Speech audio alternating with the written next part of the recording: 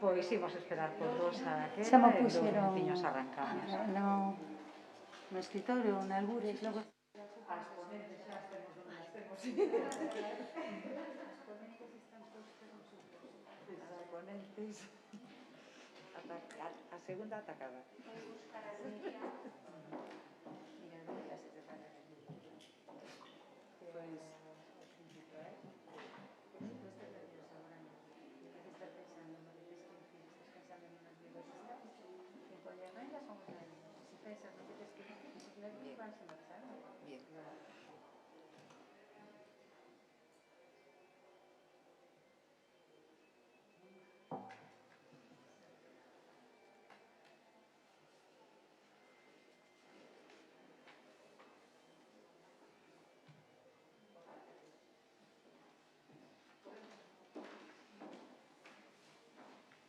Ben, pois continuamos daquela con esta xornada de mañán, con este faladoiro que leva por título xenérico Diversificando o futuro. Neste faladoiro eu non tiña moi claro como presentar a estas mulleres que teño comigo, e dixo na primeira intervención Silvia Adán Belmonte, dicía que interpelaba a Nieves para que contase ela a súa historia, porque dixo algo así como non hai mellor maneira de explicar o que é ser unha muller rural que ser unha delas. Pois temos a sorte de ter con nós 3 mulleres rurais que nos van contar a súa propia historia. Íbamos ser 4, pero Dori, se non me equivoco, Dori Rodríguez é a que non pode estar. Tiña pois un título así bastante evocador ao seu relato, que era facer da paixón un modo de vida, pero, bueno, motivos personais fan que non poida estar hoxe con nós. Pero as que sí temos con nós son Miriam Fernández Otero, que temos a Lixa preparada para falar. E Miriam acumula moita formación en distintas técnicas textiles, ademais de un grao en Historia da Arte e un máster en Servizos Culturais na especialidade de Xestión do Patrimonio Cultural. No profesional, destacar que traballa dende 2008 na recuperación do cultivo tradicional do liño e da lá na Asociación de Mulleres Rurais de Insua, en Vilalba. Ten distintas publicacións, entre elas, pois, destaco, por exemplo, o libro Insua e o liño, 10 anos de recuperación etnográfica, que se publicou no ano 2019. O faladoiro de Miriam titúlase Nos fíos do tempo. Grazas. A ver, escoitaseme ben? Sí. Antes que nada, bueno, agradecer... Así. Si a miña voz non é tan potente, a verdade. E as máscaras famosas. Sí, tamén. Pois agradecer ao Centro de Documentación en Igualdade e Feminismos do Consello da Cultura Galega por esta xornada, na que podemos, pois, mulleres de distintos ámbitos, pois, compartir experiencias. A Rosa Arcos e Fademos Galicia por pensar en min para contar as nosas experiencias tanto do meu taller como da Asociación de Insua. E tamén moitas gracias porque sempre están ao pé do cañón para todo o que nos fai falta nas asociacións rurales e as mulleres en particular. Felicitar a Nieves Fernández Vidueira, agradecerte por todo o que fai e poñer en valor a muller rural e dinamizar o rural, a cultura rural. Ser un exemplo de que o rural pode estar vivo, cheo de posibilidades, tamén que te convirtes para nós, para a xente máis nova, como nun referente moi importante, como ese exemplo de que hai posibilidades no rural. Pois vou dar comezo tamén a presentar un pouquiño o meu proxecto, que son titular actualmente dun obradoiro de teciduría no concello de Vilalba, concretamente na parroquia de San Bartolomeu de Insua.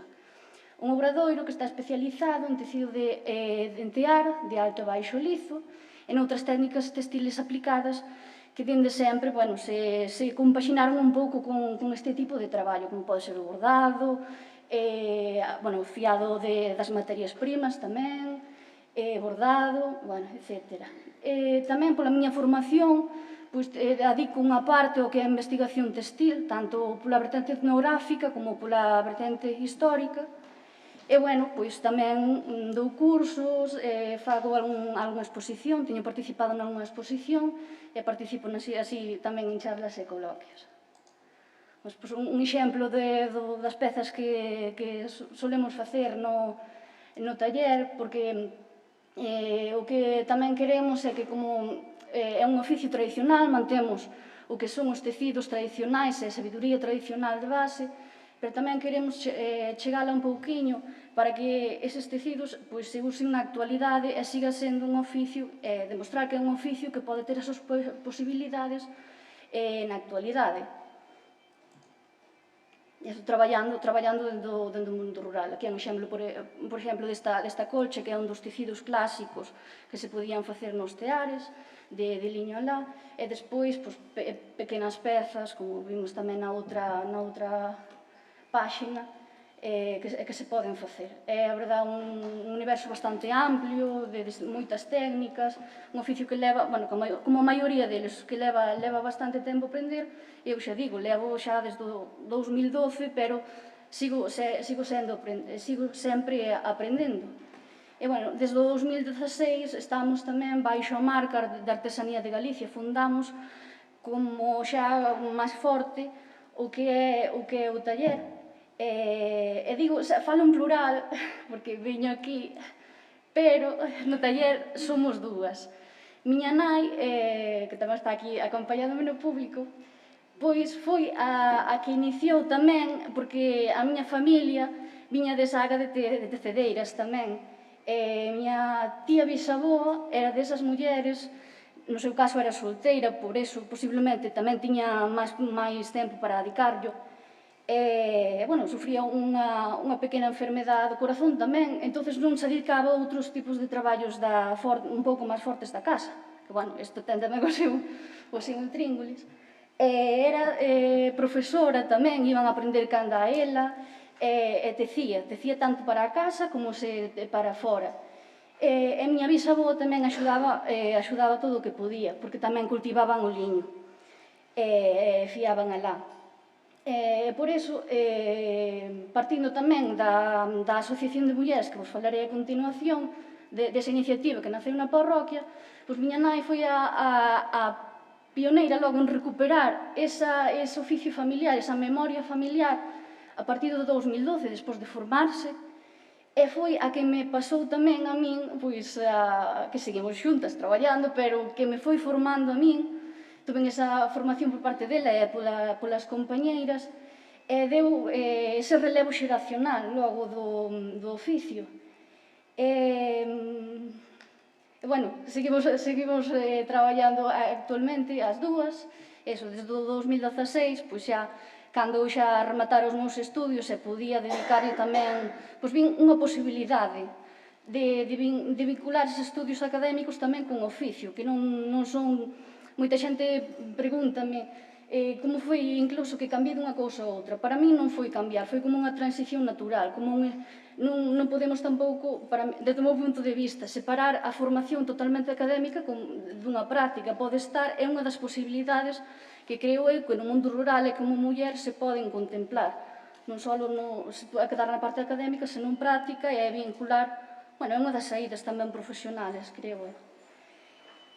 Como digo, comezamos tamén, foi a nosa toma de contacto e como tamén punto de partida despois para o noso proxecto profesional como muller rural, a Asociación de Mulleres Rurais de San Bartolomeu de Insua. Fomos tamén unhas das que montaron a iniciativa, por dicilo así, acompañada de máis veciñas da parroquia, e creámola en 2008, esta asociación. Mes ben, inicialmente creouse como un punto de encontro para a información e formación da muller, xa que como veciñas víamos que no entorno rural as mulleres tiñan poucas posibilidades, tanto de socializarse como de ter algún tipo de formación ou algún tipo de actividade lúdica coa que relacionarse. Antigamente, cos traballos, por exemplo, co do liño, coas mallas, con calquera outro tipo de actividades que eran máis colectivas, pois tiñan esa posibilidade de xuntarse, pero cos cambios da vida moderna isto veuse reducindo, sobre todo nas mulleres, moitas delas, sin carné de conducir, xa unha cousa así tan básica, ou medios para desplazarse, pois non tiñan contacto nada máis que en momentos específicos do ano, como as festas patronais, e todo isto mesmo nunha pequena parroquia, como é San Bartolomeu de Inso. Entón, pensamos neste proxecto inicial simplemente unha asociación para darles formación e información á muller, para coñecernos, que isto pon de manifesto que moitas veces é que o asociacionismo e as mulleres están facendo unha gran labor no medio rural para tentar paliar esas carencias que dende as institucións non se están paliando e moitas veces é que son sangrantes. Despois dun ano máis ou menos de xa establecer máis ou menos o que queríamos acadar na asociación, pois todas tiñamos ese interese cultural de facer algo especial e pensamos na recuperación do cultivo tradicional do liño, que todas as mulleres que conformábamos o grupo, pois tiñamos, había ese recordo bonito deste cultivo que xa fora bastante importante na parroquia, pero que xa non existía. Non todos o coñecíamos, eu daquele tiña 17 anos, por exemplo, miña nai tampouco chegara a ver algúns pasos deste proceso, pero non chegara a vivilo, como sí que o viveu miña avó, por exemplo. Pouquiño a pouco, investigando, recuperando peiros, que moitos deles queimáranse, estaban enfallados, porque xa non se contaba con volver nunca máis a ese traballo, porque era duro. Incluso, nas propias mulleres, había algunhas que sí, pero outras, sobre todo cando empezamos a facer demostracións xa públicas, que recordaban tanto con cariño como con un pouquiño de pelosilla, porque era un traballo duro, era duro.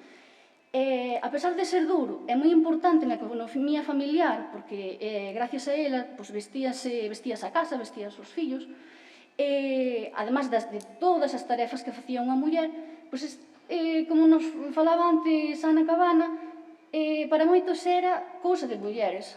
Aunque o liño se teña que sacarlle as malas ervas de rodillas, apañalo á man, fialo, que lle contan as mulleres que lle sangraban os labios de fiar na estopa.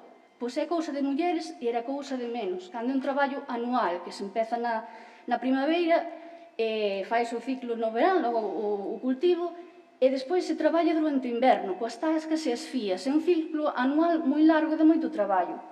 Pero, como era primordialmente femenino, pois era de menos. Entón, nosotras, tamén desde a asociación, é unha cousa que traballamos e pouquiño a pouco fomoslo conseguindo. Esa posta en valor do traballo femenino, que elas se deran conta de que sí que tiña valor, o que facían elas, o que facían as súas avós, as súas bisavós, e que sí, que a muller ten o seu... que ten a súa importancia. E estáse vendo ahora tamén que gracias a elas se recupera toda esta memoria. Con iso tamén se garante a transmisión xeracional e cultural.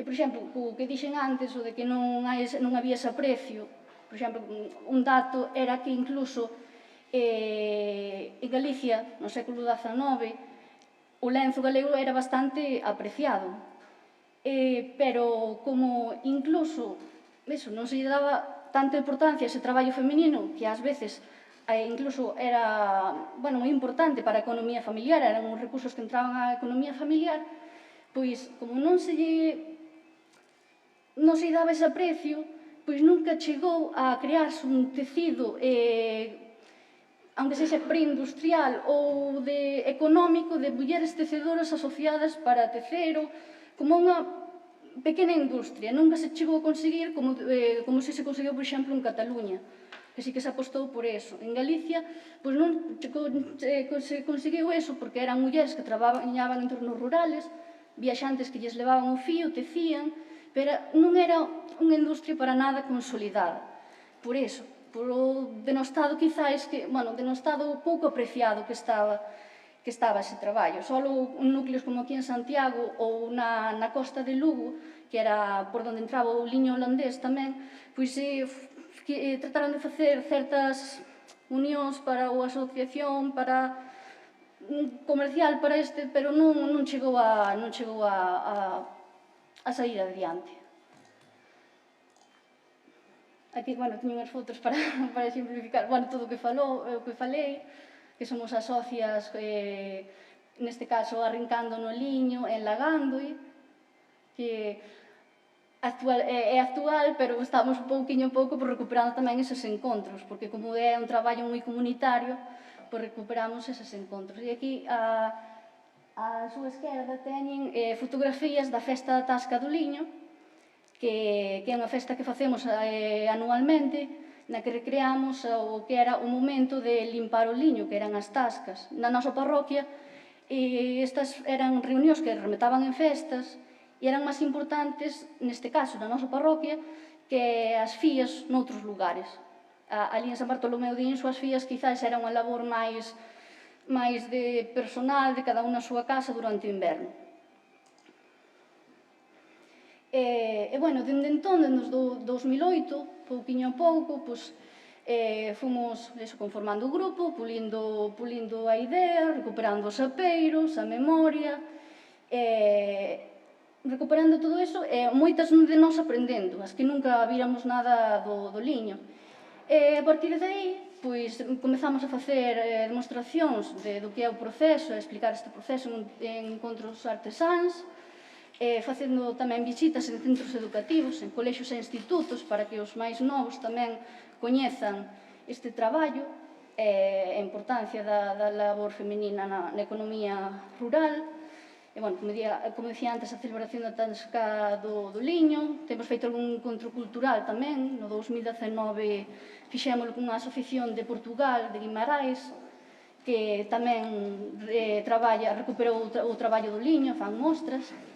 E, bueno, todo isto, ademais do que é o labor de recuperación etnográfica, o que xa apuntaba antes, desembocou nun empoderamento das mulleres, unión, que xerou, ao final son 13 anos, xerou unha unión moi forte entre nós, e autoestima, porque antes, cando comezaban, e iso, ao mellor, moita xente me dá razón, moitas mulleres rurales teñen, cando nos xuntamos ou facemos grupos, teñen eses falares, por decir así, de que eu non sei, eu non valgo, pero cantidad.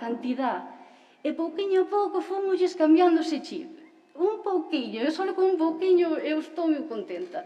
E é por iso, porque sempre se deixou un pouquiño ao lado, a muller estaba para axudar. Nada máis, moitas veces. E, bueno, tamén...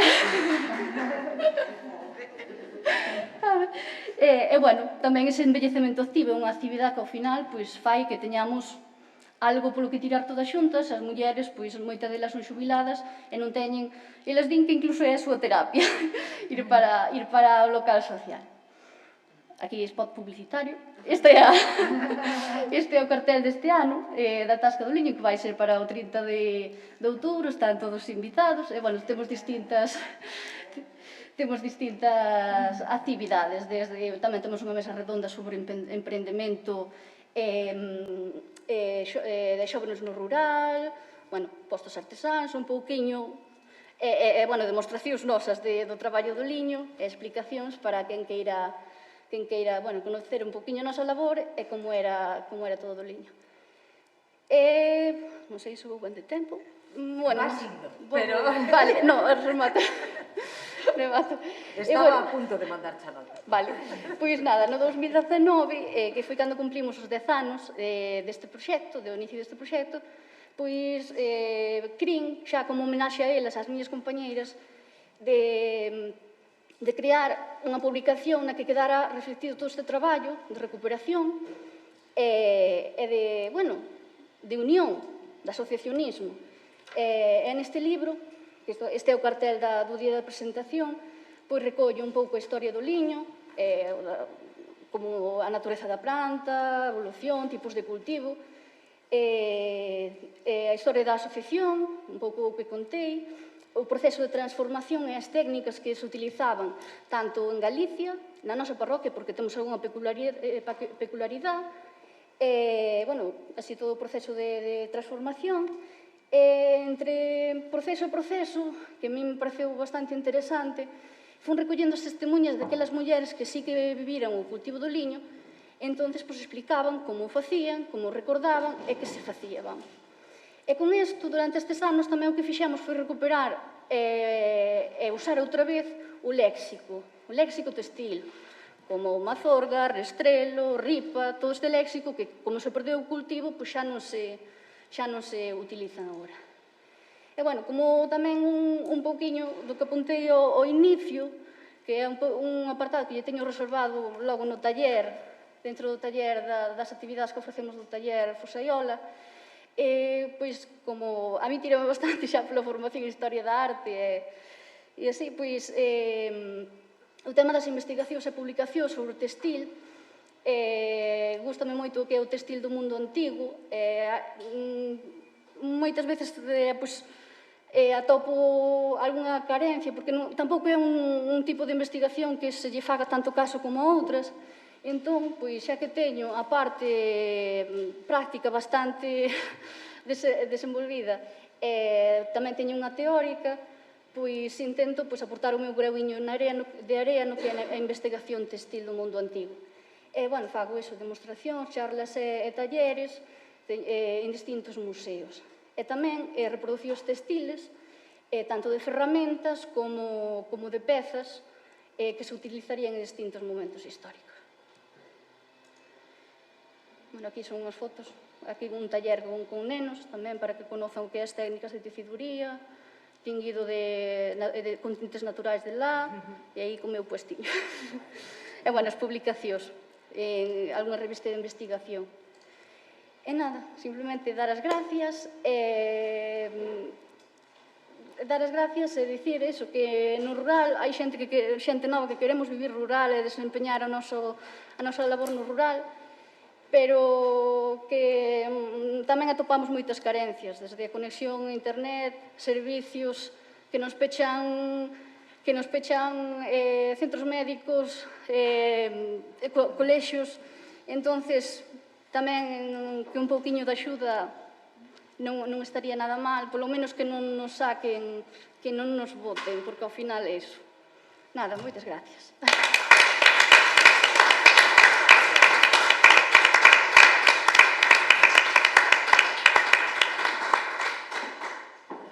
Moitas grazas. Pois o seguinte relato, a seguinte exposición vai na facer Mónica Barro González. O título que lle puxo foi Comezando de cero, inventando o futuro. Eu, lendo o seu currículum, pensaba precisamente o interesante deste título, porque ela mesma di que é filla de labradores e que despois de coñecer a vida entre catro paredes da cidade, decide voltar ao rural e fundar no ano 2017 Finca Azureira, en Xermade, en Lugo, se non me equivoco. E Finca Azureira é un proxecto de crianza de aves de raza araucana que parece ser que ten a día de hoxe 450 cabezas de aves. Pois, Mónica, explícasnos isto. A ver, vamos a ver, eu volto ao rural porque As Pontes é unha vila, pero non me satisface. Isto de levantarse pola mañá, escoitar os galos, todo isto non ten precio. O sea, non... Entonces, decido volver ao rural. Nun principio, nada, que tiñamos, o sea, unha casiña pequena, unhas galiñas normales, o sea, das do país, e unhos cas. Un dos meus cas mata unha galiña a veciña, pobre, e dime, que encima matoume a dos ovos azuis. E digo, pa donde? Digo, bueno, é hora que hai galiñas que poñen os ovos azuis. Digo, bueno, pois sí. Empezo a mirar en internet, empezo a investigar e di, bueno, a parte das características naturais do ovo, da galiña araucana, que non é un ovo, a ver, é un ovo como de unha galiña normal, pero ten a cáscara máis gorda, o levarlle máis tempo facer a característica da yema é distinta tamén, que é máis cremosa, o sea, non é o mesmo que sale seguido que o que lle leva un pouco, igual que facemos as cousas na casa, o sea, se che leva máis tempo, pois sempre acaban salindo algo mellor. As características da galiña fai que a galiña nazca peor, porque o pitiño costalle moitísimo romper a cáscara, de feito necesita máis humedad para incubar que unha galiña normal. Bueno, a miña pregunta foi, por que non hai isto no mercado? Sí, agora xa o sei. O sea, agora xa o sei.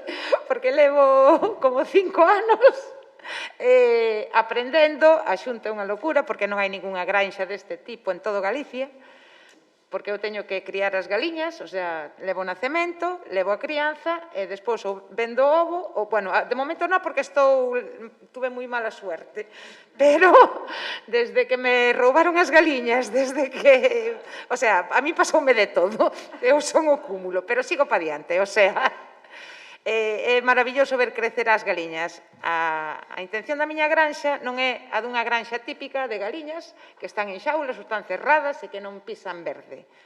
As miñas galiñas están en galiñeiros móviles que se poden mover por toda a finca.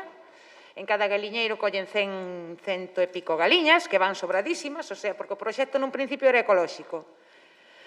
Pero tuven que salir pena, porque non permiten ter unha parte da produción en ecolóxico e outra non. Entón, a min os pitos co pienso ecolóxico non me salen. Algo pasa. Non hai, a min explicaronme que non hai nutricionistas en ecolóxico especializados, porque non estamos aínda no... A min os pitiños, os 2 primeiros anos non era capaz de sacar pitos. E se salían eran moi débiles co pienso ecolóxico. Habíalles que dar algo máis de chicha.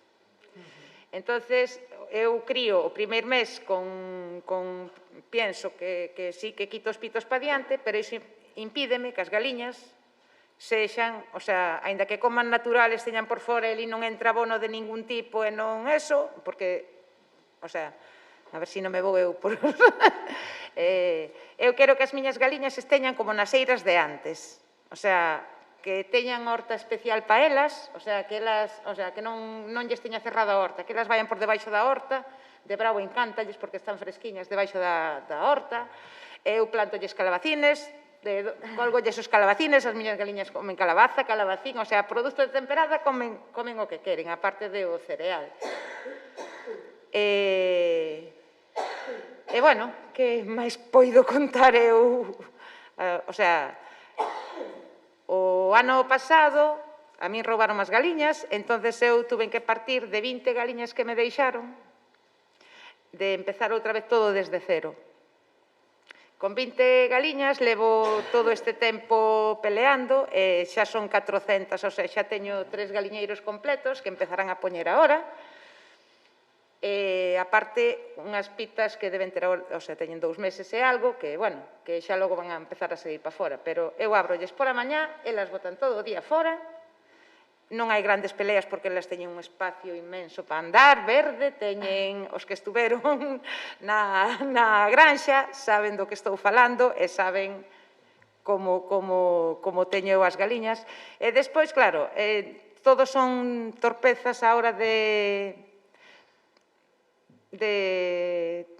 o sea, en plan, por exemplo, eu teño ahora mesmo 2 veterinarios que me están axudando, xa vai a voz deles, que xa non é, que me están axudando moitísimo a intentar quitar o proxecto pa diante, porque están peleando, porque eles estuveron ali e viron e dixeron, bueno, que isto non se ve en todo Galicia, o sea, non hai unha granxa similar a esta, o sea, as túas son as galiñas privilegiadas de Galicia, está mal que o diga, non?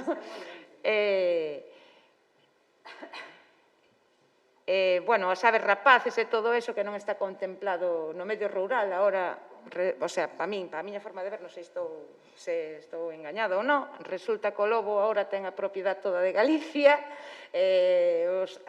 o sea, eu onde nacín, por exemplo, o xabarín nunca había existido, hasta fai 40 anos, agora resulta que o jabalí é todo, o sea, destraga todo o que pilla por diante, e aí no medio rural eu penso que estamos moi desprotegidos con respecto a moito das alimañas. A min o halcón fastidiou unha vez 60 pitos, e daba igual que estuvera eu que non, baixaba, e collía o pito e arrancaba. E non tes posibilidade de como justificas o pico que che levou o halcón. É imposible de justificar, porque che o levou. Entonces, peleamos a veces así tamén un pouco contra todo. A Xunta, por exemplo, eu estou encantadísima ca Xunta, con Fademur e con todos estes que me apoxaron desde un principio, estuveron conmigo, dándome pa diante, axudándome, mirando por onde se podían quitar subvencións, e eu quero decir que con toda a xente que tropecei, só teño que dar gracias. Gracias a todos. E sigo pa diante, o sea... A ver... eu de momento non estou vendendo nada. Nun principio, a ver, isto iba a ir para pequenas tendas. Estou tendo chamadas de moitos sitios que queren probar o ovo en hostelería, moitos sitios. A pena é que, a ver, non sei se son as institucións, se o que é, porque eu non estou posta no mundo, eu estou cas miñas galiñas e daí non paso, pero sí teño moitas chamadas de xente que queren montar pequenas granxas como a miña, porque isto non é faderlle a competencia ás grandes, é cada un loitar polo que el cree. E pregúntame como se fai. Eu digo, bueno, cando acabe, digo vos como se fai, porque o momento que non acabe non o teño moi claro. Sei que sigo peleando por levar este proxecto adiante e intentar sacalo. Eu, cas miñas galiñas, eu son feliz. Me imagino que me pasará como a Nieves, que se mete no medio das ovellas e ten as súas bautizadas e o disfruta. A mí pasa o mismo cas galiñas, o sea... Esto, que casi me estou quedando así. Bueno, quero dar as gracias ao Consello Regulador por haberme convidado, a Fademur e a Nieves, digoche gracias por existir. O sea...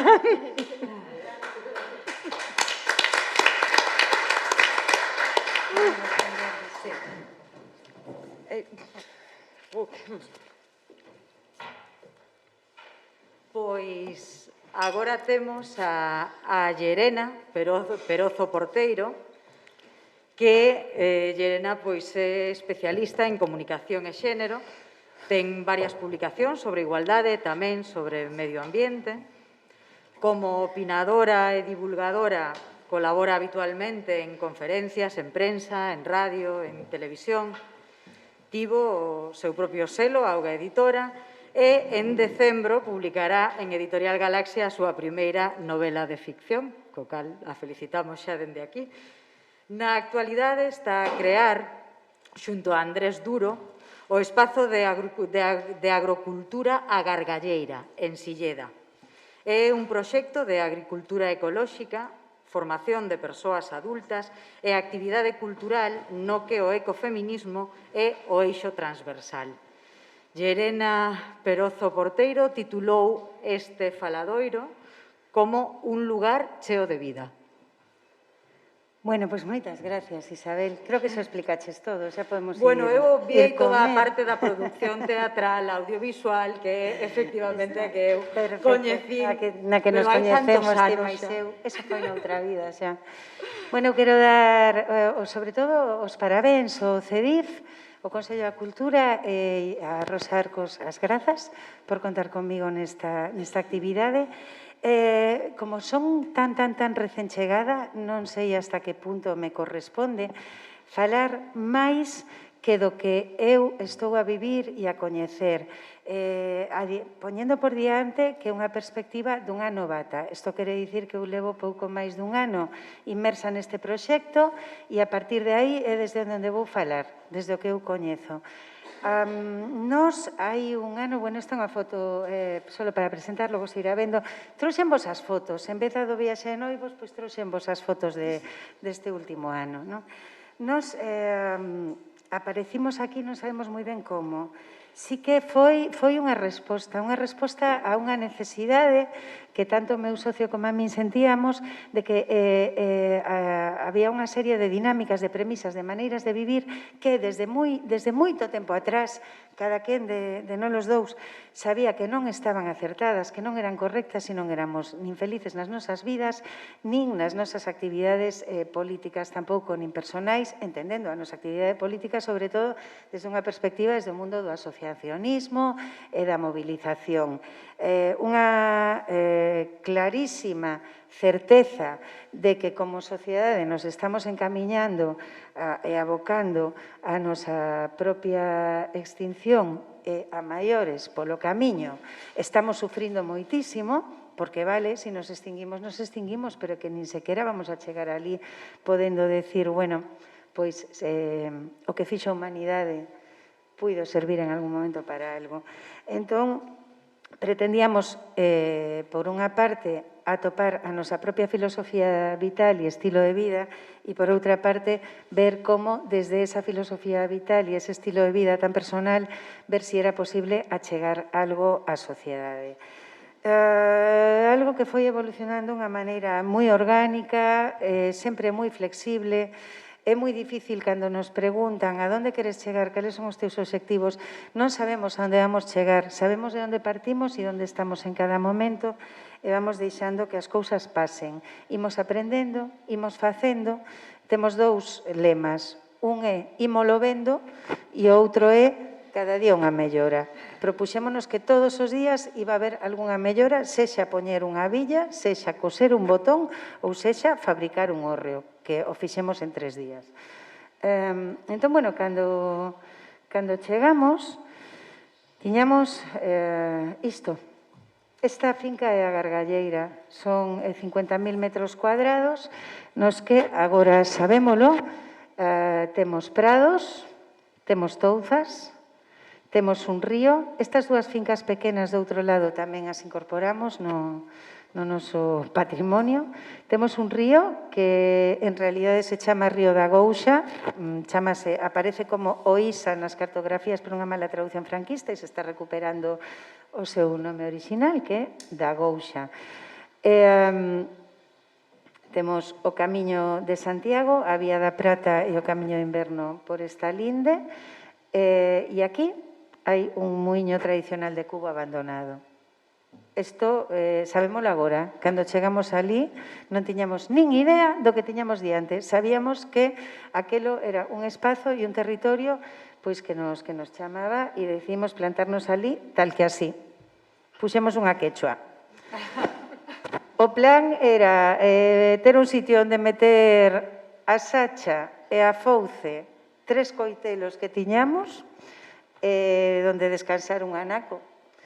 Despois, pois como se estaba tan ben e non viramos a noite ali e non nos dábamos ido, pois metimos un colchón na quechua. Despois de meter o colchón, como temos unha idade, pois fixémoslle un chan de madeira porque era moi incómodo e co desnivel pois acabábamos un enriba da outra e a outra é bastante máis pequena que un e aquilo era moi incómodo. Entón, despois, fixémoslle un pequeno avance, bueno, acabamos montando un estaribel aquí que se empezou a convertir na nosa casa e empezamos a vivir, directamente a vivir, xa non nos movíamos. Conseguimos auga porque había un veciño que traía auga para as súas vacas e axudounos a levala tamén para nós. Non era potable, pero había auga. Sen auga non poderíamos ter feito nada o que fixemos. Entón,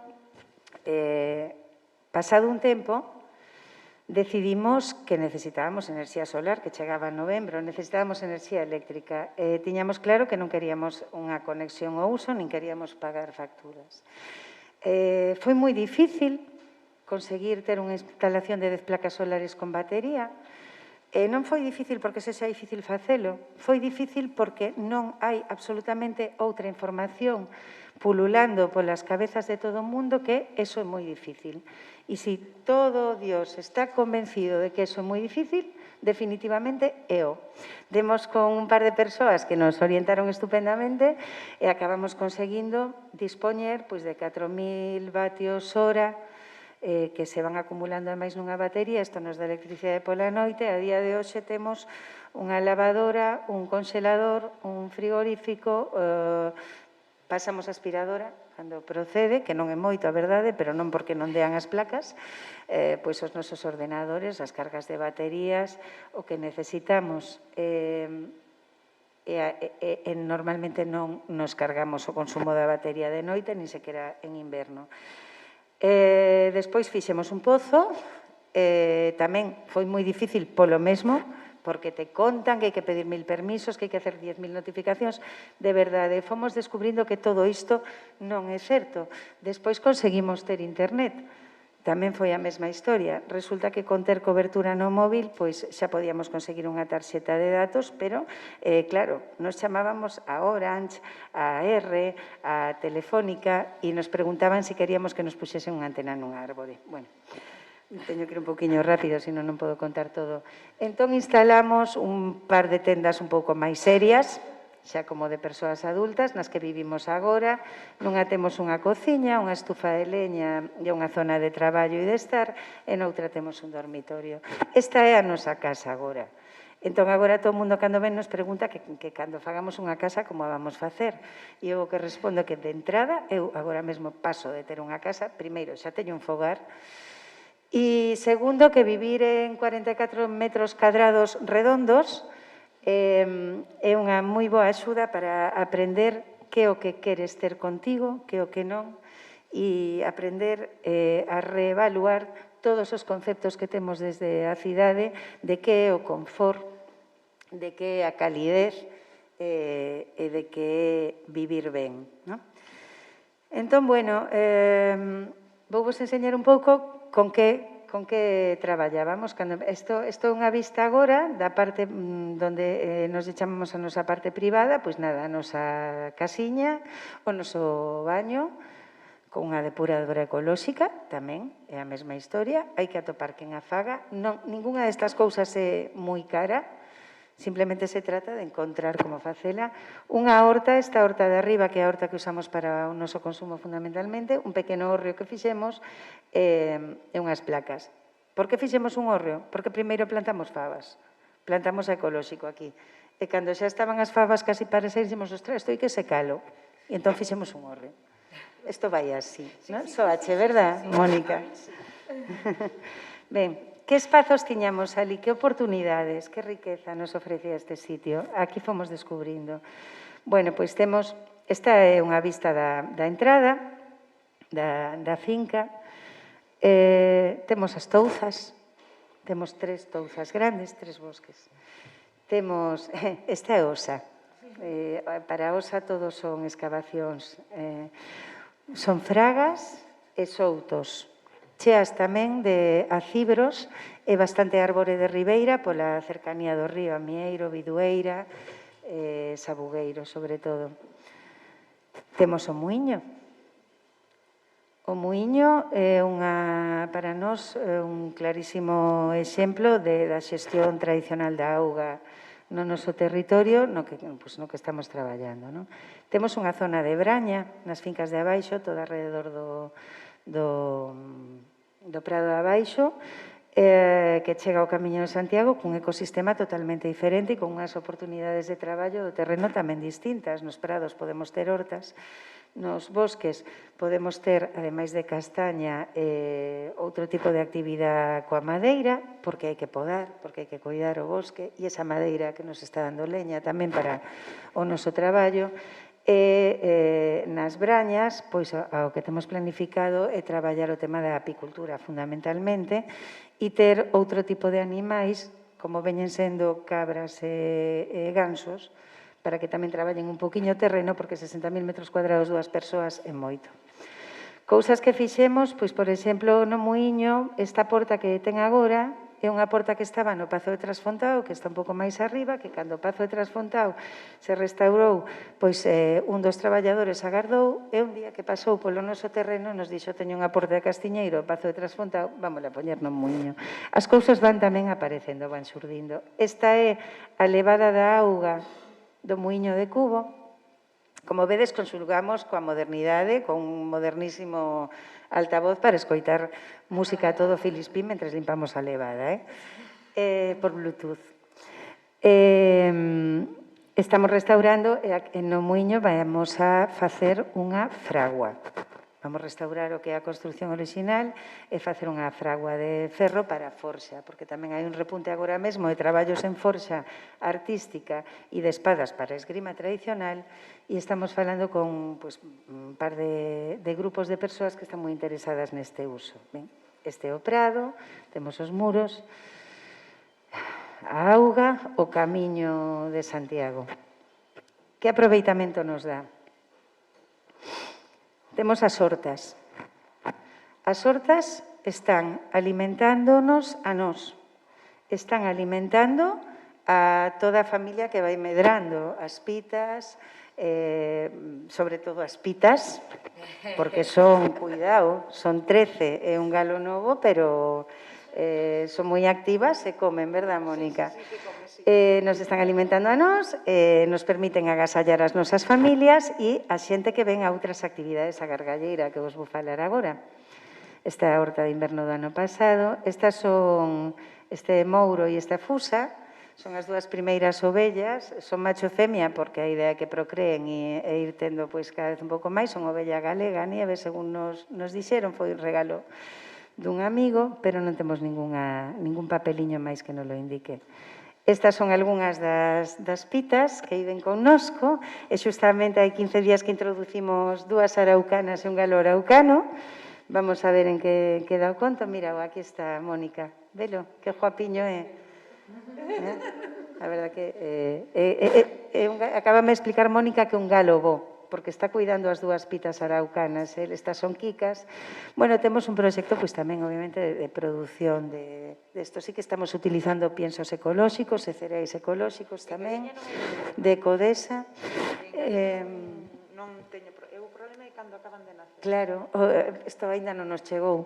Por lo que che digo, vamos a ver cando nazan, que facemos con iso, porque un pouco sí que nos estamos aplicando o que nos sabíamos, e os coñecementos que tiñamos previos. O meu socio fixo magisterio e dirixía unha academia de idiomas.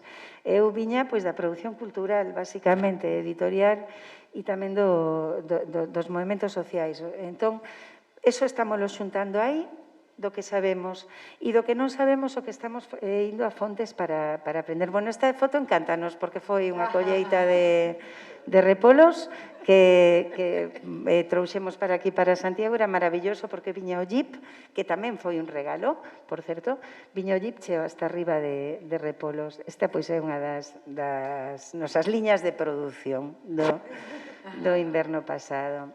As nosas ceboliñas, bueno, estamos moi orgullosos tamén dunha pita que nos pon ovos dobles. Todos estos son ovos de 80 gramos, en fin. A castaña, o que vos contaba agora, as setas, os hongos, estamos comendo un montonazo delas.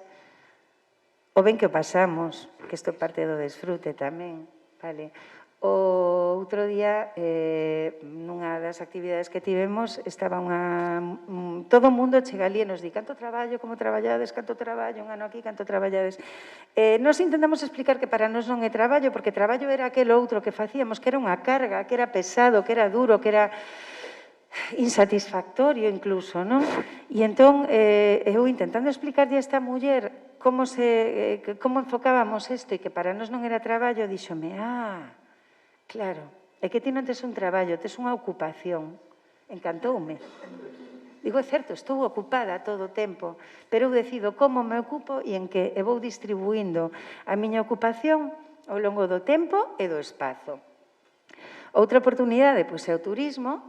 Este verán empezaron a aparecer autocaravanas e furgos camperizadas por ali. Podemos dormir aquí? Sí. Claro. E aí se quedan. Sí que... Bueno, agora vos conto. E, bueno, pois a cultura e os eventos. Isto é unha foto do día que inauguramos a finca e a demos a coñecer. O meu máis grande orgullo desta inauguración é que viu toda a parroquia. viu todo o mundo, de Trasfontao e de Costoia. Estiveron todas ali dándonos un apoio tremendo, tanto os máis maiores como a xente máis nova. Ademais, viu máis xente de Silleda e ademais viñeron xente que non coñecíamos e moita xente que nos quere que viu a rouparnos. Pero para min o que mellor me fixo sentir foi que ao longo deste ano fomos realmente creando unha relación de veciñanza co resto da xente que vive por ali e que estaban todas ali como clavos. E agora, pois, cando hai un evento que lles interesa, veñen, e cando non lles interesa, me cae, eso a mí non me gusta. Ou ali non vou mover o pé. Bueno, pois, perfecto. Aquí temos poetas creando en directo na Gargalleira ese día. Instalamos esta carpa, que é como nas que vivimos, pero máis grande, moito máis grande, ten 65 metros cuadrados útiles de pé. Por que unha carpa? Porque tampouco queremos facer intervencións neste territorio que sexan perdurables.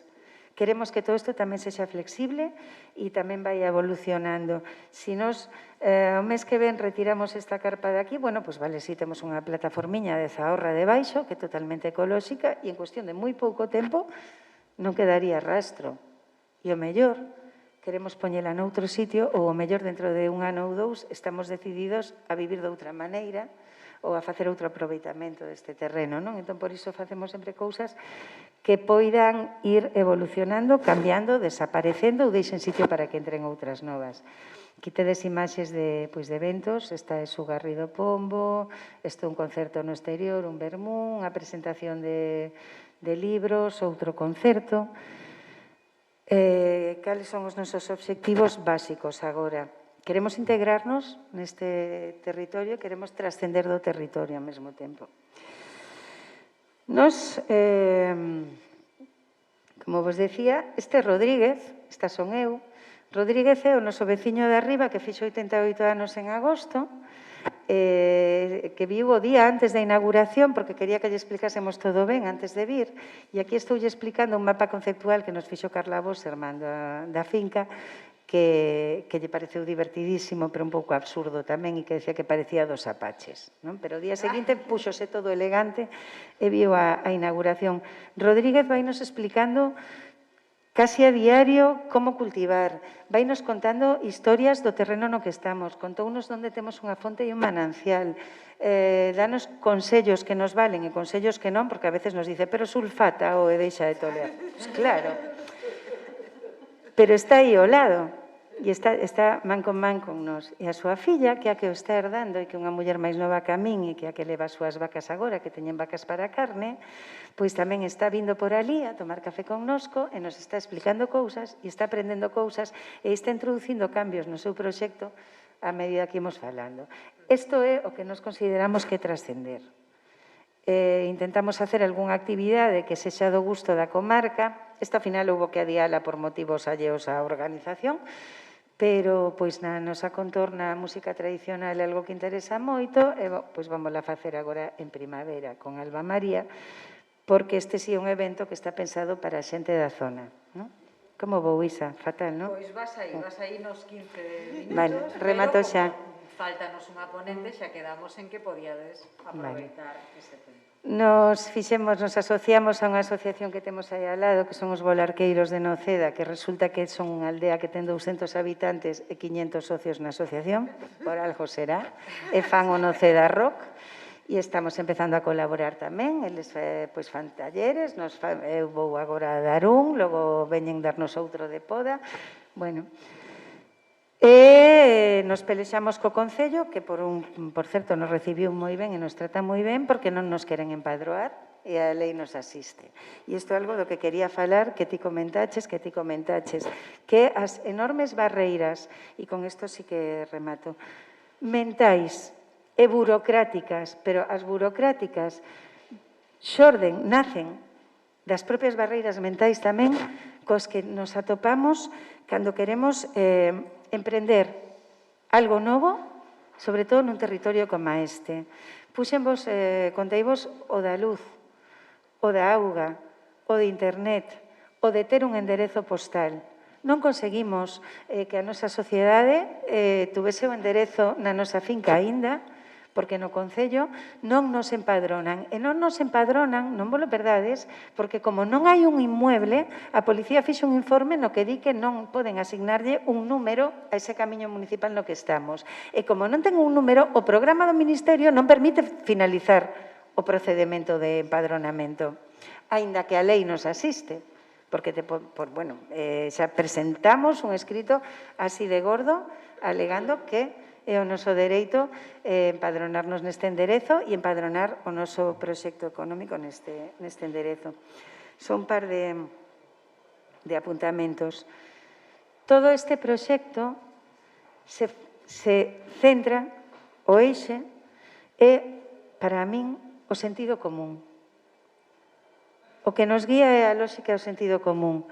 O mesmo sentido común que fai que nas nosas vidas sexamos feministas e apliquemos esta horizontalidade, esta forma de traballar, esta simetría entre nós, que somos unha muller e un home traballando ali, e coa nosa contorna, este mesmo sentido común que levamos todo o tempo tamén intentando aplicar noutros espazos sociais, relacionais, afectivos, profesionais, económicos e demais, é o que agora nos estamos podendo permitir executar aquí. E funciona. E a ecoloxía e o ecoloxismo tamén é puro sentido común. Cae de caixón. Entón, nos din que valientes, que innovación. O valiente, entre aspas, tería sido quedarnos donde estábamos e esperar a ver. Entón, tamén, aínda que está todo este discurso do rural vacío e de que nos lo poñen moi difícil e de que a burocracia é moi complexa, é certo, pero tamén é verdade, isto sí que é o fin do fin, Isa, xa veixo, que estamos pensando nun término que é urbanocentrismo e do que deriva outro que é urbanocracia. Toda esta visión que nos levábamos nos nosos ollos e nas nosas cabezas do que íamos a topar no rural, de como iban a ser as cousas cando estivésemos ali, era unha visión feita desde a cidade, desde as urbes, desde os espazos nos que vive o 90% da poboación humana. Porén, neses espazos nos que vive o 10% da poboación humana é onde se provee e onde se surte o imprescindible para a vida.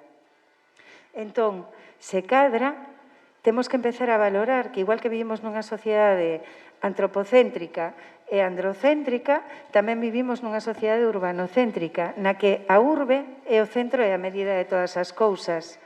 E no momento en que sexamos quen de que o centro e a medida de todas as cousas sexa a natureza e sexa o espazo común, o fogar terra, nunha perspectiva de simetría e igualdade, poderemos empezar a equilibrar un pouco as cousas. Nada, moitas grazas.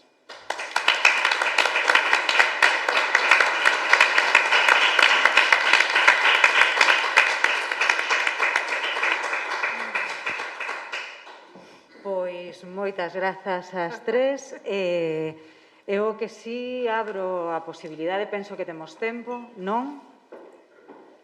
Como vedes, para, pois se queredes facer algunha pregunta, se queredes comentar algo.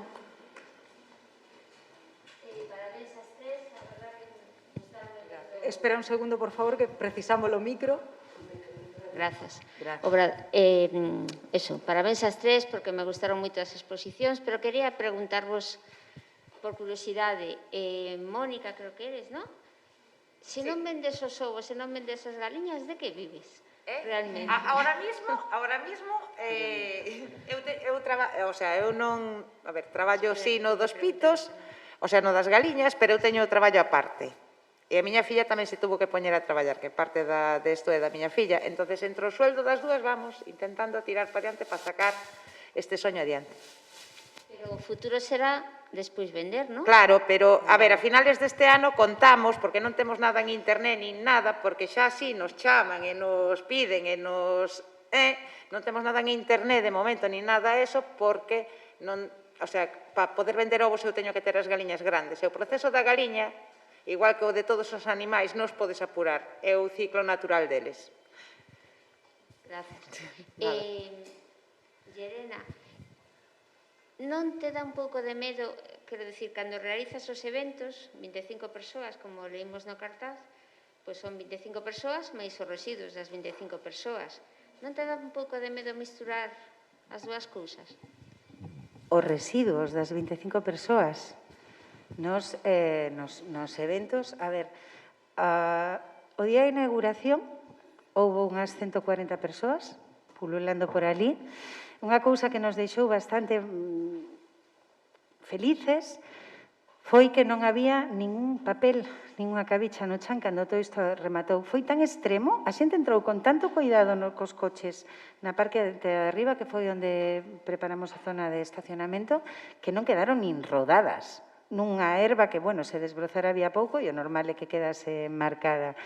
Os aseos que se utilizan ali son os que construímos nós, que teñen unha depuradora ecolóxica. Temos para separar o lixo. O vidro é retornable, recollémolo sempre, porque temos unha barra e este vidro é retornable, e sí que é certo que non utilizamos materiais de un só uso na nosa actividade habitual. Entonces, pois, non queremos facer eventos moi masivos, nin actividades moi grandes, tamén por isto mesmo. Queremos que todo este a unha medida na que podamos controlar e agora mesmo pois temos uns aforos máximos de entre 30 e 40 personas dependendo das restriccións COVID pola distancia entre a xente e son actividades sempre pequenas. As autocaravanas e as campers teñen uns sistemas que na nosa finca non poden utilizar, teñen que vir, como lle chaman elas, cargadas. Teñen augas grises e negras, pero non se evacúan na gargalleira. Ali o que van buscar é outra cousa, é usar a biblioteca que temos dentro da carpa, estar independentes, ter privacidade. Os 4 días marchan a un sitio que é de cemento, no que teñen ali para vaciar o váter químico, non? Pero ningún medo, ningún. Non sei se hai algunha pregunta máis. Rosa. Eu quería intervir en primeiro lugar para darvos as gracias ás tres, porque además creo que son 3 proxectos moi distintos, moi diferentes, pero os 3 moi bonitos e, sobre todo, os 3 con moita pasión detrás, con moita paixón e con moita tradición e con moita experiencia e con moita aprendizaxe.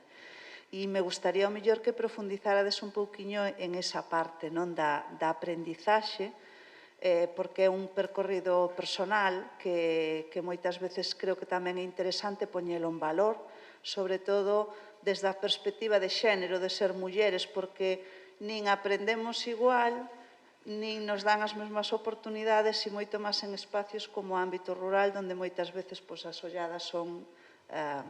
A veces supoño que vos terán dito onde vas, pero tú estás tola, pero que faz, pero que non sei que. Entón, me gustaría esa reflexión personal desde esa parte e despois tamén, porque me quedou pena de que, como coñezo os proxectos todos, me quedou pena de que Mónica nos conte como foi o proceso de inventar esos galiñeiros. Porque eu ben sei... porque coñezo, ben sei, eu vin o primeiro plano da granxa que quería facer e do que foi aquelo, que hoxe hai un recorrido moi interesante e quizá a parte máis interesante é como apareceron esos galiñeiros móviles. Me gustaría que o contaras e sobre todo, despois tamén me gustaría que contarades o que é para vos o apoio da contorna, das veciños, das veciñas, a socialización, a participación como mulleres nas entidades. Esa parte creo que me gustaría tamén que aportarades un pouco. Nos galiñeiros móviles tuvestedes moito que ver vos, porque despois dunha reunión con vos, viña con vos Carlos Brea, Pallares, que nos adoptou como dixo, este proxecto é increíble, pero vou vos acoller eu que, de feito, estábamos perdidas e seguimos perdidas, o sea, porque cando traballas con animais aprendes todos os días aprendes algo novo, todos os días che enseñan, se miras pa eles e ves o que fan, todos os días aprendes algo novo. E o dos galiñeiros móviles, teño que decir que é unha idea genial, o sea, é increíble, porque as galiñas, os que temos galiñas, sabemos como traballan as galiñas, e ali onde están queda aquelo todo destragado, o sea, empezan a pisar, e cando te das conta aquilo é un lamizal, vale? Pois os galiñeiros móviles sirven para tú tes agora esta zona, porque a miña intención dentro da ESO é que as galiñas sempre teñan verde. E os galiñeiros móviles tú colles co trator, enganchas o galiñeiro e desplázalo. Esa zona volvese ela sola a reestructurar e a activar, e así non tes eso que hai nas naves, o sea que as galiñas, ainda que esteñan en naves, se leven para fora, só teñen terra, porque as galiñas é o que fan, levantan a erva toda. O sea, e os galiñeiros móviles, sí, gracias a Carlos Brea, que non o mencionei, é fallo meu, porque para min é un encanto, ten o seu carácter, pero é un encanto, e sabe moi ben o que di e o que fai. Pregunta, Mónica, canto tempo, de canto en canto moves un galiñeiro? Sobre un ano aguanto. O ano sí que as mandamos para outro lado, o sea, para outro lado, a ver, a finca tampouco non é tan grande, pero sí, aínda que seña desplazar o galiñeiro 50 metros, notase moitísimo, porque non, o sea, elas non van a estar pisando aí, entonces, co abono que generan elas e con todo, pois iso nace a erva e de feito, cando movemos un galiñeiro, o que aproveitamos é fresar esa zona, porque a horta aí sale como, o sea, aí non son hortas, son eucaliptales, o sea, tiran para arriba que é unha pasada, por o nitrógeno de eso que generan as galiñas. A ver, vou ir a copiarchos esta semana quedamos. Cando queira, estades invitados. Estáseme escapando algo que tamén o consideraba importante e agora foiseme. Os nervios e eu somos... Preguntaba Rosa pola aprendizaxe e pola relación coa contorna. A ver, o aprendizaxe é continuo. Cando traballas, porque non che responden, eu digo, os animais nos podemos decir que todas as galiñas son iguales, porque non o son. O sea, igual que nós non somos todos iguales, gracias a Dios. Nos animais tampouco. Tes a dominante, tes a sumisa, tes a que busca, a que se meten todos os folclores, o sea, tes de todo. A escapista. A escapista. En animais tes de todo, pero é tan bonito, que aínda que a día de hoxe non esteñamos ganando, non esteñamos ganando, eu considero que a inversión a largo plazo que a min me vai a cubrir, que non fago isto para facerme rica. O sea, que isto é unha forma de vivir tranquilas, o sea, a ver, cando traballas con animais tranquila nunca vas a estar, porque nunha destas pasache calquer cousa e liouse, pero encántame. A min encántame, éncheme. Eu xa digo moitas veces, eu non son rica de cartos, pero en experiencias, en vivir, hai poucos que me superen. Pois mira, eu da aprendizaxe nos bebemos de todas as fontes que podemos localizar, todas simultaneamente, internet, veciñanza, profesionais, vas buscando e aparecen nos sitios máis insospeitados, porque, por exemplo, o tema da apicultura, pois, cando fixemos a inauguración, é unha anécdota que te dice como te van aparecendo tamén as informacións. Viñan tocar as efémeras e estaba falando con Olga Nogueira, que é a cantante das efémeras, e estamos falando do proxecto, e digolle, pois encantaríame poñer abellas. Como son alérxica, teñen que estar lonxe e tal e cual. E dime, bueno, pero son muller, ven Abelino e contache. Digolle que Abelino, Olga, dime Abelino González, o actor, como un amigo, resulta que agora é un dos enxameador que alucinas e bla, bla, bla. Pois xa falei con Abelino, xa viu, xa ven agora en febreiro e xa nos poñemos, non? Aparecen donde non o esperas e a veces donde vas buscar non o atopas. É certo, eu sí que... En relación a esa aprendizaxe a contorna, sí que notei algo desde a perspectiva de xénero, sobre todo, que as mulleres, a min, recibíronme con moitísima prevención, con susto e prevención. E foi un traballo de picar pedra e ter moita paciencia hasta que me foron permitindo primeiro comunicarme con elas e despois empezar a establecer algún tipo de vínculo de veciñanza, que un pouco no que estamos agora. As máis maiores, as máis novas foi máis rápida a apertura.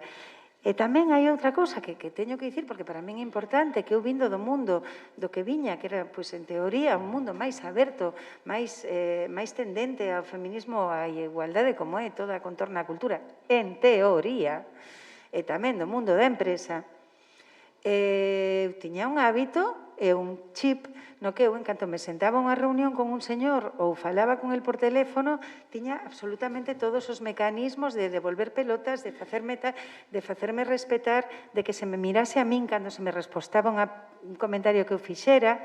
Estes hábitos que me resultaban tan naturais que había veces que non me decataba, pois resulta que me empezou a chamar moitísimo a atención que chegábamos á cooperativa, ou o señor que nos vendía o cal magnésico, ou o viveiro que nos vende a planta ecolóxica, mentres vamos facendo a nosa semente e demais, e me miraban máis a min que o meu compañeiro e me explicaban dando por feito que eu iba a entender mellor.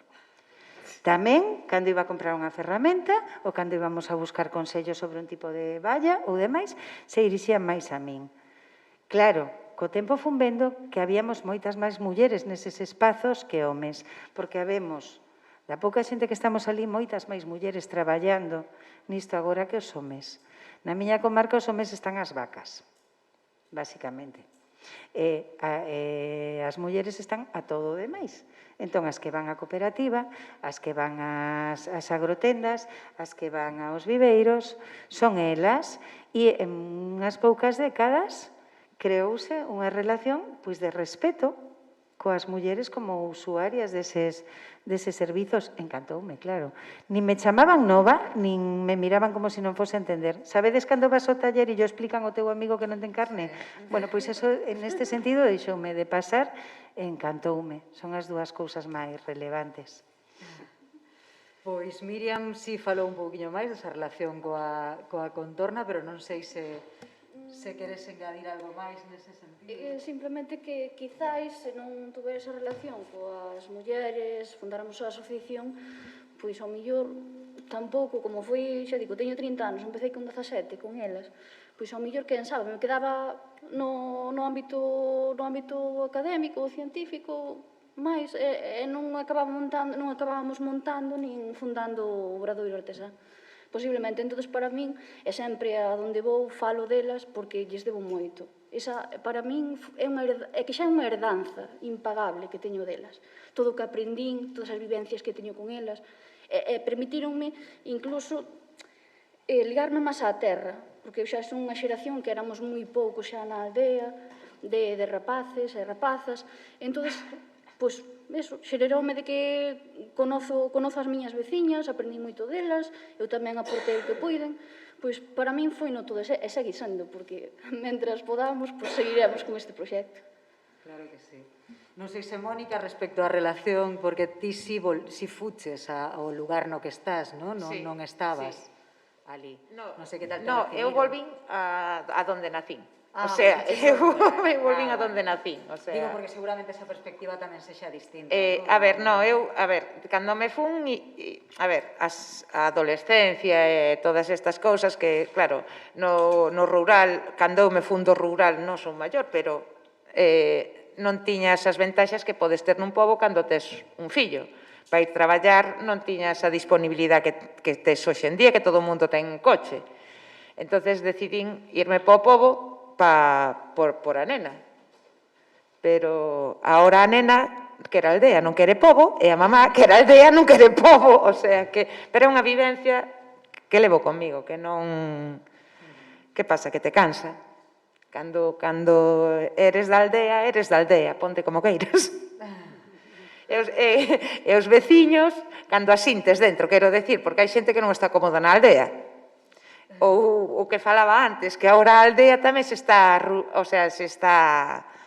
Eu decía antes, ibas pola aldea e cagaban as vacas, as ovellas, e non pasaba nada. Agora caga unha vaca e casi hai reunión de veciños. E digo, a ver, que estamos na aldea, que isto é normal, que nos vas levar con pañal. Pero bueno.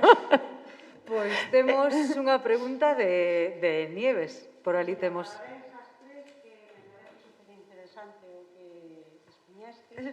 É unha vida moi bonita.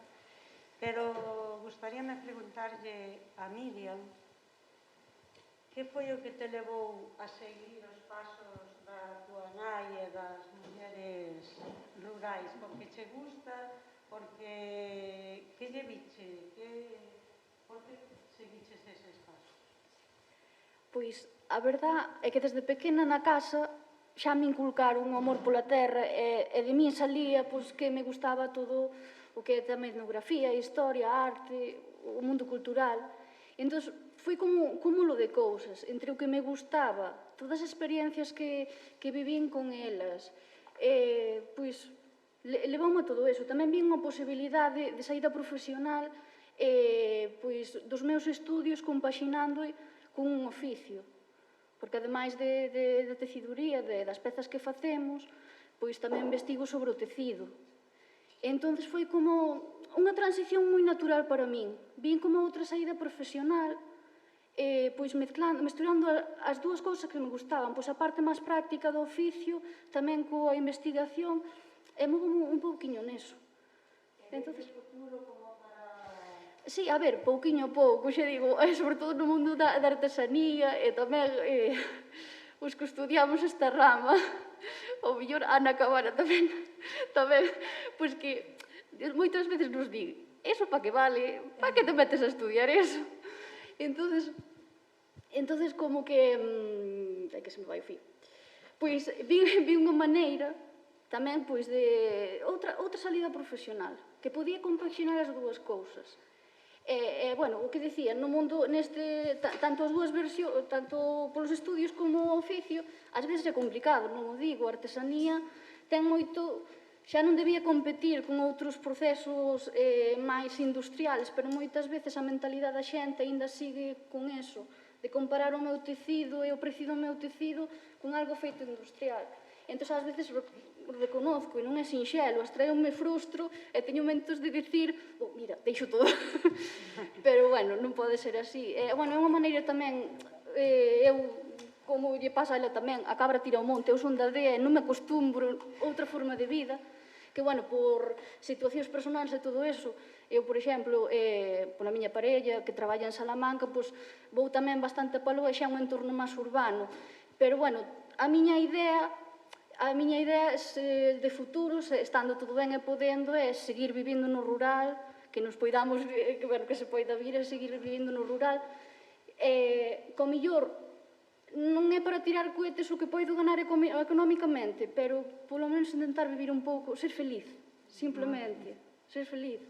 Bueno, quen dixo entonces que o rural morría? Mentras haxa unha muller como a ela, o rural está vivo.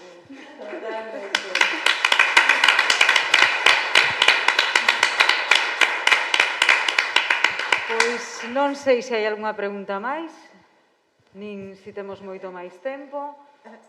Eu, se me deixaran, quería facer dúas. Dime.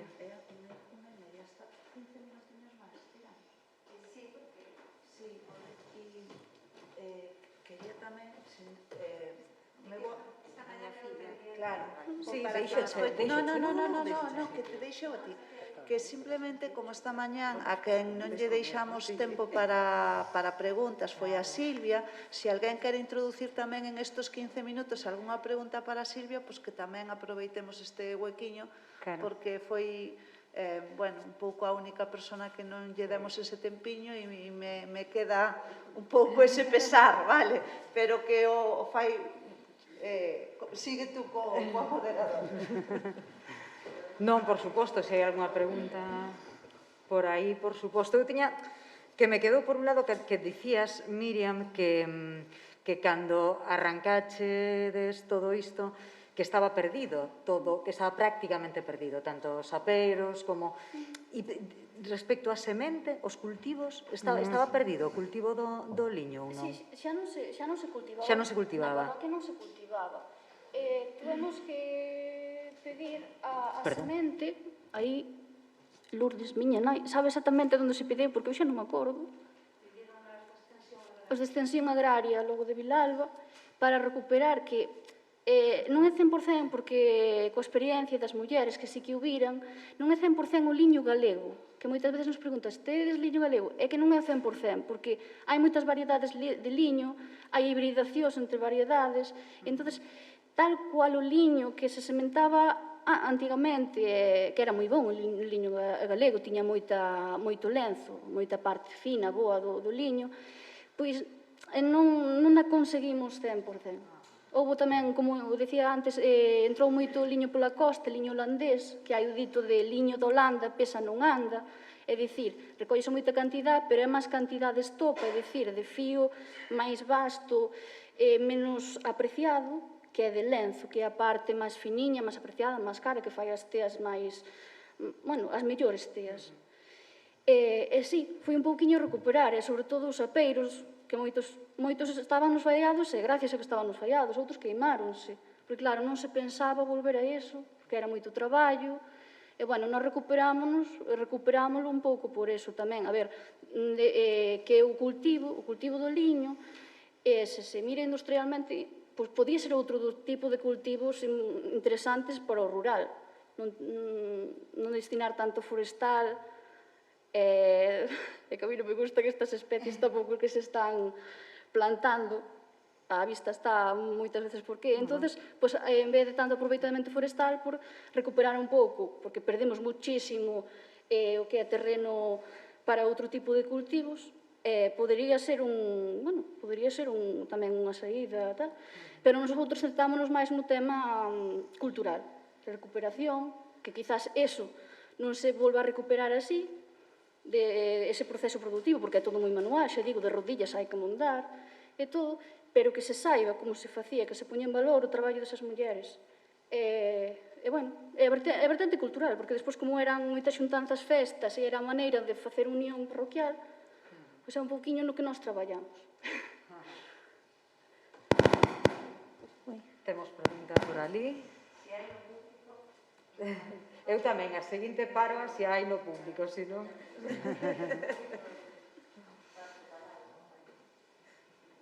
Moitas grazas.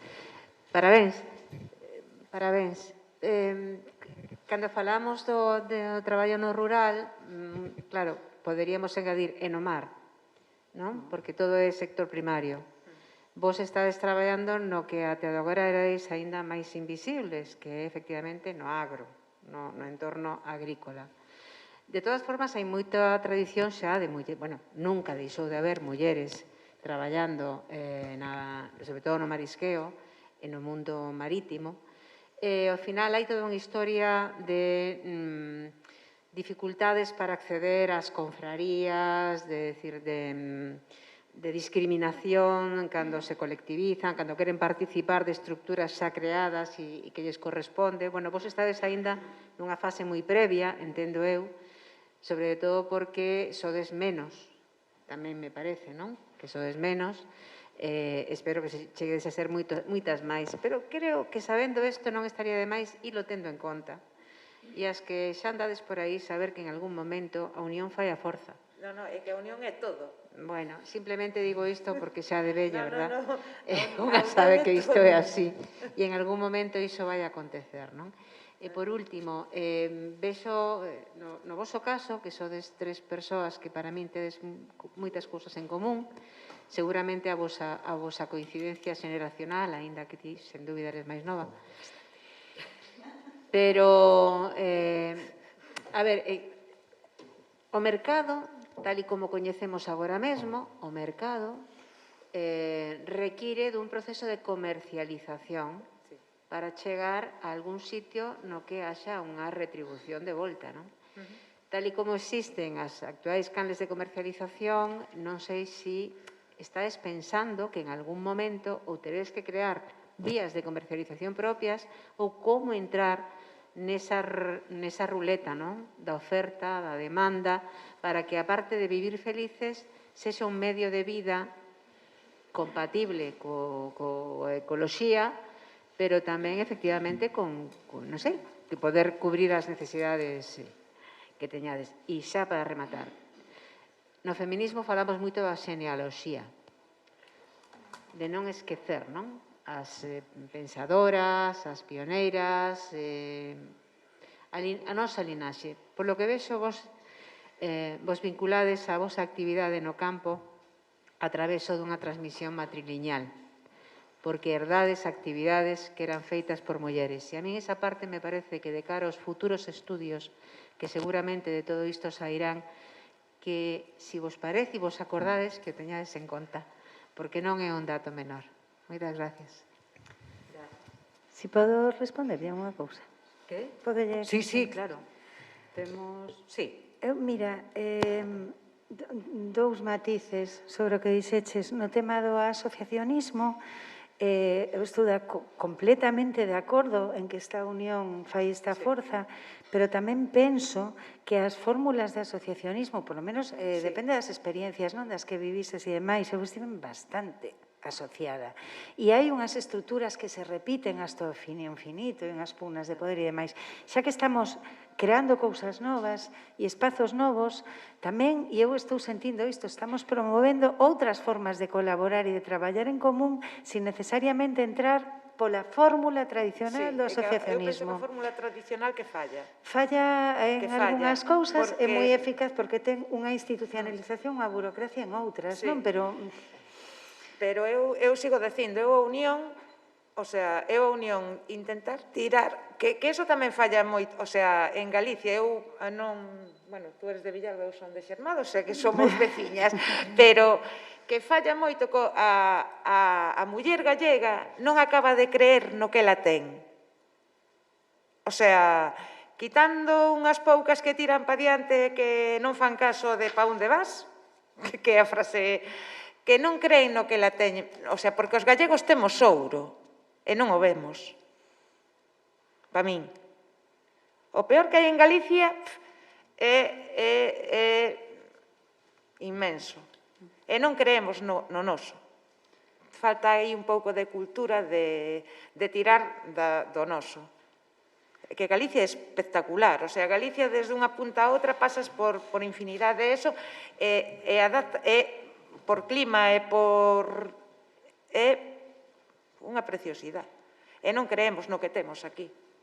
Mira, na Asociación dos Volarqueiros, esta na que nos asociamos en Noceda, en Lalín, unha das cousas que fan é facer moitas actividades para as mulleres da contorna, as mulleres maiores, actividades de exercicio, actividades de que elas dan obradoiros pois de poda ou de sega ou conta de outros traballos que deixaron de facer, pero para que se manteña a memoria e tal. A min o que me enamorou desa asociación foi que esas mulleres non están asociadas, non pagan cuota, a maioría da xente que está asociada non son elas, pero sí que o traballo que fan é para que elas acheguen o seu conocimento e estean activas e demais, non? Isto me parece moi interesante, unha maneira de traballar. Podemos traballar entre nós sin necesariamente ter unha forma xurídica ou outra, porque a veces esa mesma forma xurídica, esa presidencia, vicepresidencia, secretaría, vogal, isto ou outro, asamblea, manda as cousas ao rexistro para que se activen e agora sale un socio, agora entra outro, agora hai que pagar as cuotas e agora hai que ter un local social. E isto é máis o propio funcionamento da asociación e as dinámicas de poder acaban absorbendo o obxecto de traballar en común, non? No meu caso e no do meu socio, que pasamos por moito asociacionismo, decimos, bueno, vamos a asociarnos de outras maneiras, facendo pactos. E estamos facendo tratos e pactos con xente. E están funcionando, porque son pactos a corto plazo e cando remata un decimos se renovamos ou se facemos un pacto novo. Entón, pois tamén é interesante revisar un pouco todas estas fórmulas que veñen como impostas, non? Tens que asociarte desta maneira. Por ali temos outra pregunta, aquí.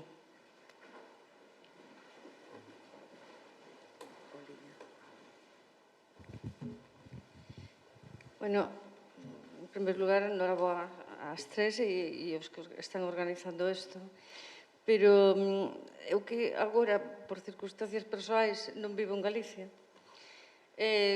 pois é que sigo vinculado ao mesmo tempo, teño unha perspectiva desde fora que antes non tiña. E eu quería poñela en común por se isto se acicate de algo. Eu vexo que os produtos agrarios, gandeiros, agrícolas, fora de Galicia, teñen un predicamento e unha demanda que non é normal. O sea, hai... Sí, pero aquí desde dentro bloquease eso. Pero aquí non o vemos. Aquí non o vemos. Aquí bloquease. É dicir, ábrese unha panadería que di que forno de Lugo e aquilo hai cola. Ovos de non sei que, hai cola. Repolo de non sei onde, hai cola. Todo, todo. Pero eso aquí estamos como peleándonos como o Don Quijote cos muiños de vento. Entón, eu quería prestarvos esta perspectiva que a min me ten fascinada. No, pero que é así. Absolutamente fascinada. O sea, é unha cousa que non vira, pero non é solamente en Madrid ou en Barcelona, é en moitos sitios. É dicir, é que Galicia, con un plan de comercialización que non vai a vir por vías oficiais, porque eu xa teño moito recorrido en isto, Rosy é testigo, que somos amigas desde fai, dicela, 25 anos, imaginadevos, pois non vai a vir por vías oficiais, non? Pero eu penso que a Unión tamén ten que ir na búsqueda de iniciativas de redistribución fora, porque podemos ser prácticamente casi o fornecedor de alimentos de medio país. Non sei se do país inteiro, pero de medio país casi seguro. Entón, esta é unha perspectiva que os quixera presentar para quitar as legañas dos ollos para certas cousas. Non, a ver, si todo eso eu vivo, porque a min chamame máis de fora, chamame de Italia, máis que do lado da casa. A ver, non me poido queixar cos do lado da casa, que, a ver, que tamén me chaman, pero que sí, que é así. Bueno, ademais, eu teño experiencias na miña familia no campo da acuicultura, que é moito máis complexo. Folles moi ben cando de repente levantaron os ollos un poquinho máis do horizonte, non? Inda que siguen aquí, e as súas expectativas de vida son aquí. E logo hai outra cousa que eu Xuxico levo observando desde fai moitísimo tempo, de que Galicia sigue a vida, o ritmo de vida, a forma de entendernos e de vincularnos. Todos tenemos como unha especie de dicotomía. Hai unha Galicia que vai lento no de a donde vas, que dices vos outros, e hai outra que dice, vou onde me dá a gana. Entón, unha lastra a outra, pero é que resulta que a donde vas, o único que fai é empobrecer todo, o único que fai é desertizar mentalmente as nosa perspectiva, iniciativas, o noso propio relato interior como galegos, como galegos e galegas, e, sin embargo, a outra é a que ten proxección, non? É a que ten proxección. Eu, por exemplo, xubleime como profesora nun instituto rural, pero rural, e claro, cando terminou antes Ana Cabana de decir, doume conta que esta rapaza, que estará por aquí, estudiou no instituto onde eu me xubilei, non? Pero nun instituto onde hai xente que está no CER, que está en Houston, que está non sei que, é un instituto de un pobillo de nada, non? Entón, eso non o vemos. Eso non o vemos. Entón, eso eu quería decirvos que vos agarredes ao vértigo de ser o que estades facendo. É que eso tamén, non sei, é unha cousa que vexo tamén, que temos o que din, que temos aínda inculcado ese non sei se dicir autoodio ou automedo do que temos, tanto culturalmente, lingüísticamente, a nivel produción e todo. Parece mentira que no século XXI sigamos cos estereotipos tamén de que o rural que está super atrasado ou que se és do rural non podes chegar a nada, a donde vas, que todo está nas cidades. Hoxe eu creo que cambiaron suficientemente as cousas para que un neno do rural poda chegar tan lonxe como calquera dunha cidade. E, bueno, eu creo que quedan ainda moitas cousas por cambiar e creo que xa é unha cousa que interiorizamos tanto e nos fan interiorizar, porque tamén estamos así, porque deixamos que non lo fan interiorizar, que non sei, eso non sei se conseguirá co paso das xeracións, pero... Vamos a decir que se nieve só logrou nosotros. Sí. Pois, non sei, é que eso xa, eu xa deso non entendo, a mellor xa a nivel cultural, é que non sei, que debíamos pasar, como de usted, pasar eso, é que somos válidos, é que non sei por que hai eso de que temos hasta vergonza do noso acento, temos, non sei, e hoxe en día, é que incluso é que o rural non ten nada de atraso. Eu son do rural e poden formarme, poden... non sei como explicar, pero son cousas que aínda se manteñen, sí. Mira, unha pregunta para Silvia. Para Silvia. Empezaches traballando na recuperación da raza da ovella galega, avanzou moito o proceso, o sea, seguimos estando moi en peligro de extinción ou vamos xa para recuperala, para que deixe de estar en peligro de extinción? Ou chegará? Vamos a ver, se han dado muchos pasos y estamos mejorando y superándonos. Para salir del peligro de extinción nos va a costar. Pero os doy una respuesta a todo lo que estáis diciendo. El problema de Galicia realmente, y lo vemos en autóctonas, es que la gente que vive en Galicia piensa que lo de fuera es mejor que lo que hay en Galicia. Y ese es nuestro grave problema. Nos pasa con las razas autóctonas y nos pasa con muchísimas cosas más. Con oficios, con no sé qué. Y ese es un problema que radica muchísimos. Pero vamos a otras comunidades y aman lo suyo. Y por encima, y siempre lo suyo es lo mejor. Y no me vengas y tienen un amor por lo que hay allí superior. Y aquí en Galicia, y nosotros que lo hemos visto con las razas autóctonas, el problema es que no, es que me traigo esto de aquí fuera porque es muchísimo mejor y luego lo bueno, que la tendencia cambia, pero vemos que los jóvenes han metido razas foráneas porque era muchísimo mejor, se ha traído muchísima genética de fuera y luego hemos visto que aquí no funcionaba bien y decimos, es que lo que teníamos aquí va muy bien. Pues si lleva tantísimos años con nosotros es porque funciona, se ha adaptado a nosotros y gracias a eso está ahí. Que sigo diciendo que hay diferentes cosas y que cada uno quiere una cosa y puede ser de determinado sitio o de otro determinado sitio, pero creo que nos tenemos que querer muchísimo más y hasta que no logremos eso...